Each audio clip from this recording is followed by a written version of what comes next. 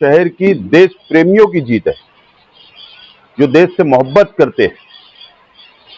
और ये जो हार है, ये किरीट सुमैया की हार है और सरकार की हार है। आप लगातार कोर्ट में आते थे, तब आपने देखा है किसने आपकी मदद की? सिर्फ मुस्तकीम भैया, आसिफ भैया, ये लोगों के सिवा कोई नहीं आया और ना किसी का साथ, ना किसी का कुछ, कोई पूछने वाला नहीं, कोई देखने वाला नहीं। सिर्फ आसिफ भैया और मुस्तकीम भैया के सिवा कोई नहीं हमारा। अल्लाह उनको यही हिदायत दे, बस सिर्फ और वो अल्लाह परवरदिगार।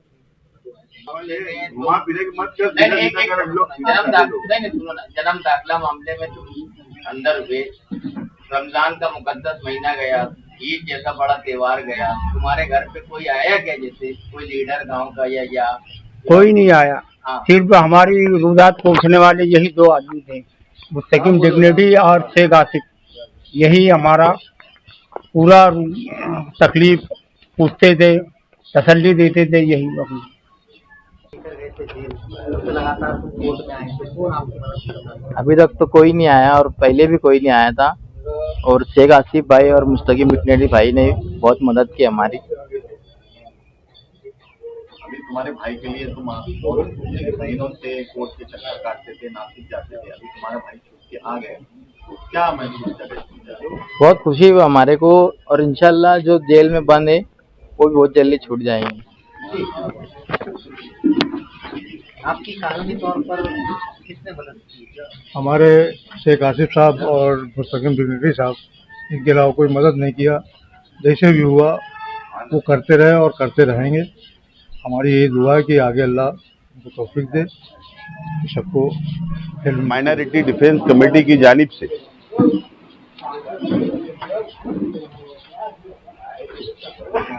एसआईटी जो महाराष्ट्र सरकार ने मालेगांव शहर के अंदर बनाई, रोहिंग्या बांग्लादेश देसी यहाँ पर रहते हैं, ऐसा इल्जाम लगा एसआईटी बनाई। और एसआईटी पुलिस डिपार्टमेंट ने जो सबसे पहला जिस शख्स को अरेस्ट किया था, सैयद साजिद, साबिर अली और दोनों लेडीज, इनको जमानत मुकामी कोर्ट ने दी। आज माइनॉरिटी डिफेंस कमेटी की जानिब से उनका इस्तकबाल हमने किया और हमारे वकील एडवोकेट तौसीफ साहब, एडवोकेट आरिफ साहब का भी हम लोगों ने इस्तकबाल किया है। ये जो जीत है, ये संविधान की जीत है। ये जो जीत है, ये मालेगांव शहर की देश प्रेमियों की जीत है, जो देश से मोहब्बत करते हैं। और ये जो हार है, ये किरीट सुमैया की हार है और सरकार की हार है। हम पर जो इल्जाम लगाया गया था कि यहां पर बांग्लादेशियों को पनाह दी जाती है, यहां पर रोहिंग्या को पनाह दी जाती है, इस तरीके का बहुत संगीन इल्जाम मालेगांव शहर वासियों पर लगाया गया था।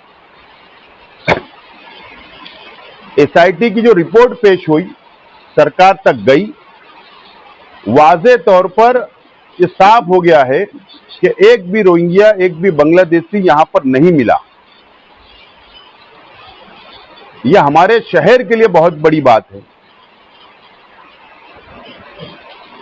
आज उन लोगों को पर इल्जाम लगाया जाता है, मुसलमानों पर इस मुल्क के अंदर इल्जाम लगाया जाता है, जो मुसलमानों ने इस मुल्क की आजादी के लिए हजारों लोगों ने जान की कुर्बानियां दे दी, उन लोगों पर इल्जाम लगाया जाता है। लेकिन आज भी इस देश में संविधान, इस देश के अंदर कानून का राज है। आज भी इंसाफ मिलता है। एसआईटी सरकार ने बनाई, लेकिन जो पुलिस डिपार्टमेंट ने इंक्वायरी की,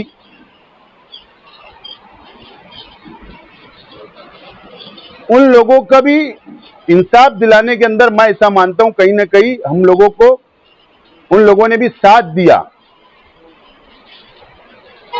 मुझको ऐसा लगता है कि वो थोड़ा वक्त जरूर लिया, उन्होंने वक्त जरूर लिया एसआईटी की टीम ने, लेकिन बहुत बारीकी से भी उन्होंने जो तहकीक की थी, और ये बात साफ हो गई कि इस शहर में एक भी बांग्लादेशी नहीं है, एक भी रोहिंग्या नहीं है।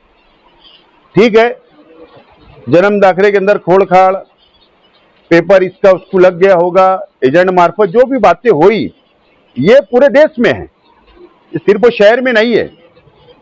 अगर सरकार ने पूरे महाराष्ट्र के अंदर एसआईटी बनाई इस ताल्लुक से, तो मुसलमान नहीं बल्कि दूसरी कौम के लोगों का भी इस तरीके का पेपर बाहर आएंगे, ये बिल्कुल साफ तौर पर आ सकते, मेरा 1001% दावा है। बहरहाल आज हमें खुशी है कि जमानत का सिलसिला शुरू हो चुका है, और उम्मीद है कि जो लोग भी अभी तक जिनको जमानत नहीं मिली, हमारे लीगल सेल उनके लिए कोशिश कर रहा है, कानूनी लड़ाई लड़ रहा है, उम्मीद है सब लोगों को जमानत मिल जाएगी। मालेगांव शहर पर जब बांग्लादेशी और रोहिंग्या का इल्जाम लगा तो सबसे पहले गिरफ्तार होने वालों में यही लोग थे। हमारी 2 ख्वातीन थी शहर की और 2 नौजवान थे, उनको बेल मिली, ये खुशी की बात है। और मुसलसल 8 महीने से हम कानूनी लड़ाई लड़ रहे हैं। 51 नंबर में जो लोग हैं उनका फैसला अभी नहीं हुआ, एक अंदाज है कि पीर के दिन उनका भी फैसला हो जाएगा। और उसके बाद जिन लोगों की बेल नहीं हुई है उनके लिए हाई कोर्ट में किस तरह से कोशिश की जाए, इसकी भी तैयारी माइनॉरिटी डिफेंस कमेटी की है। आप लोग देखेंगे कि इतनी बड़ी मुसीबत जब शहर में आई तो ये जिम्मेदारी किसकी थी? इलेक्शन में जीत कर आने वाले की जिम्मेदारी रहती है जब शहर पर ऐसी मुसीबत आए, मगर ना कानूनी तौर पर, ना सरकारी नुमाइंदा होने के बावजूद, एक एमएलए होने के बावजूद किसी तरह की कोई नुमाइंदगी की गई हो। ये साबित हो गया एसआईटी की रिपोर्ट में भी, और किसी चार्जशीट में ये नहीं आया कि ये बांग्लादेशी या रोहिंग्या है। उसके बावजूद भी मुकामी एमएलए ने कोई भी कोशिश कानूनी तौर पर नहीं की, और आवाम को भी यह एहसास होने लगा, जो लोग बंद थे उनको भी यह एहसास होने लगा कि माइनॉरिटी डिफेंस कमेटी ही उनके लिए कानूनी तौर पर कोशिश करेंगी। मैं यहाँ, हमारे वकला बैठे हैं, जो नहीं है तमाम ही वकला का शुक्रगुजार हूँ कि वो मुसलसल इस केस में कई मर्तबा आर्ग्यूमेंट किए, अपना वक्त दिया और मुसलसल इस केस में लगे रहे। और आज ये साबित हुआ कि हमारे शहर में कोई बांग्लादेशी, कोई रोहिंग्या नहीं है।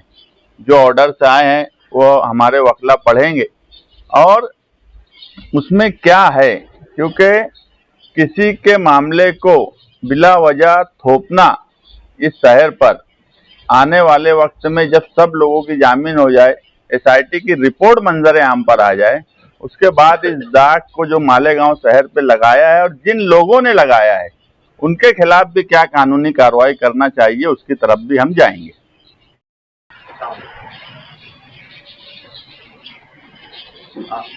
जिस तरीके से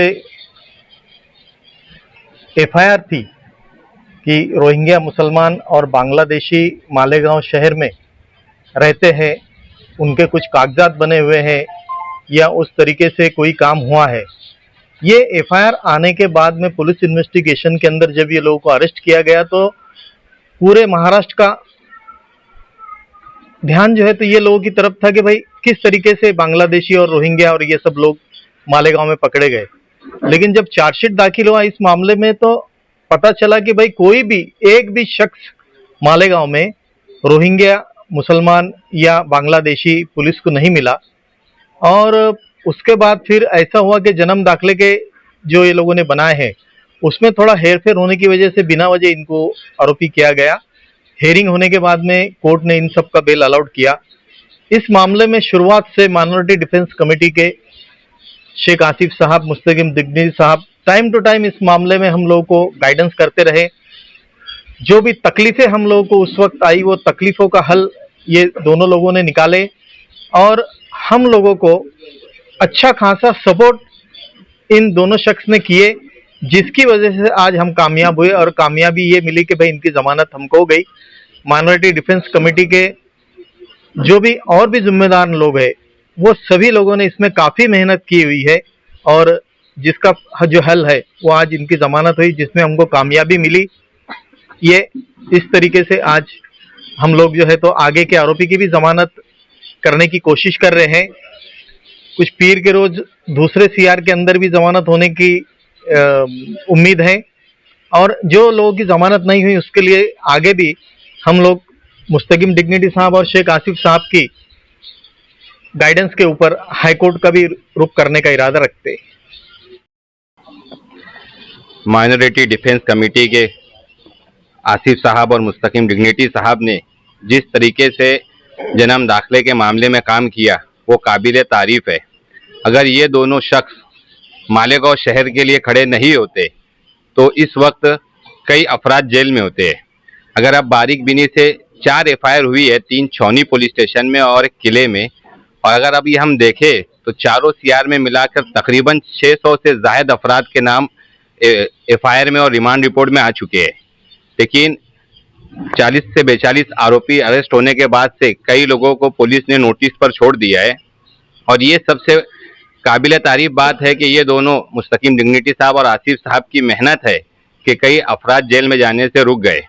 अगर अभी आप देखेंगे जो दोनों ख्वातीन थे या सैयद साजिद है और साबिद अली है, इनकी जमानत मिलना ये इस बात की गवाही देता है कि इनके खिलाफ जो इल्ज़ाम सरकार ने पुलिस ने लगाई थी वो साबित नहीं हुए हैं, क्योंकि इनके खिलाफ एविडेंस नहीं है। इनके सब डॉक्यूमेंट क्लियर है। अगर राशन कार्ड में किसी का नाम एंट्री है और FDO के रिकॉर्ड में नहीं है तो ये गलती FDO की थी, लेकिन उस गलती का नतीजा ये हुआ कि हमारे शहर के ये 4 अफराद जो है 6 महीनों से जेल में थे। मैं अल्लाह ताला का सबसे पहले शुक्रिया अदा करता हूँ कि इनकी ज़मानत मिली है और इंशाअल्लाह ताला माइनॉरिटी डिफेंस कमेटी जिन अफराद की भी ज़मानत अभी यहाँ से रिजेक्ट हुई है उनके लिए हाईकोर्ट जाने के लिए पूरी तैयारी कर रही है और चारों CR में जब चार्जशीट आ जाएगी इंशाअल्लाह ताला उसका भी बारीक बीनी से मुताला करने के बाद क्वेश्चनिंग के लिए भी अगर जाना रहा तो माइनॉरिटी डिफेंस कमेटी हाईकोर्ट में क्वेश्चनिंग के लिए रिट पिटीशन फाइल करेगी।